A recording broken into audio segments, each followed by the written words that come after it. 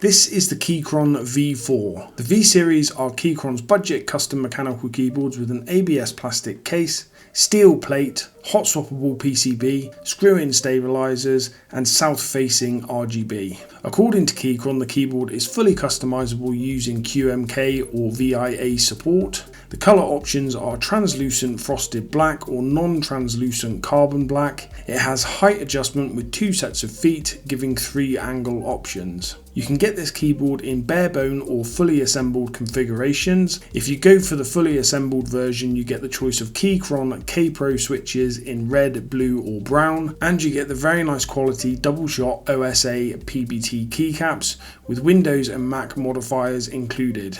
On that note, you have the Windows and Mac switch on the top of the keyboard next to the USB-C port, and this is a wired only keyboard with no wireless functionality. So inside the box with the fully assembled version, you will find the fully assembled keyboard, a USB-C to USB-C cable, a USB-A to USB-C adapter, a switch puller, a keycap puller, a screwdriver, an Allen key or hex key as it's called in the US, and spare screws both for the tray mount and for fastening the top and bottom cases together. So as we take it apart, you can see that I've opted for the tactile switches, which are the Keychron K Pro Browns. These are box type switches and are pretty nice in my opinion. They came without any prelude, but they still sound and feel pretty good, and importantly have no spring ping that I can hear. They have a 50 plus 10 grand operating force, 4mm of travel, and will sound and feel really nice with lube, I would think. They are similar to Cherry Browns in that the tactility is not as noticeable as other,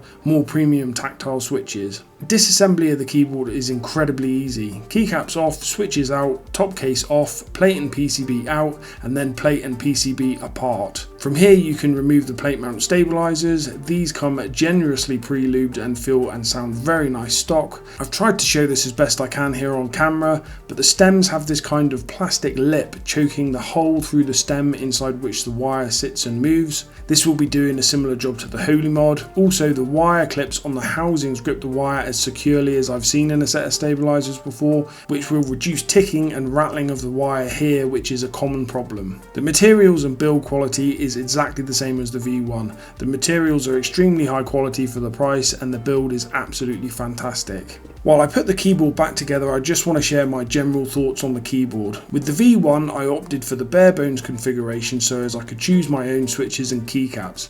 However, it's hard to ignore the price difference between the bare bone and the respective fully assembled versions. By respective, I mean knob or without knob, so the comparison between bare bone and assembled with a knob, bare bone and assembled without a knob. On both the V1 and V4, the difference across all of those is $20. $20 gets you a full set of switches and double shot PPT keycaps, which suit the keyboard very nicely. I went for the fully assembled version this time around, and I am not disappointed at all. The keycaps look and feel extremely nice, and I'm impressed with the Keychron K Pro switches, especially given they are yet to be lubed. As with the V1, I really think you are hard pushed to beat this budget 60% keyboard from Keychron. It's insanely easy to take apart for modding, it's hot swappable, it has awesome screw-in stabilizers which you can swap out for other screw-in stabilizers if you wish, it has full RGB, and when you opt for the fully assembled version you get nice switches and keycaps, making this very hard to beat for the price. 60% is not the layout for me, but generally speaking about the V series keyboards, they are currently the absolute best budget keyboards I've tested.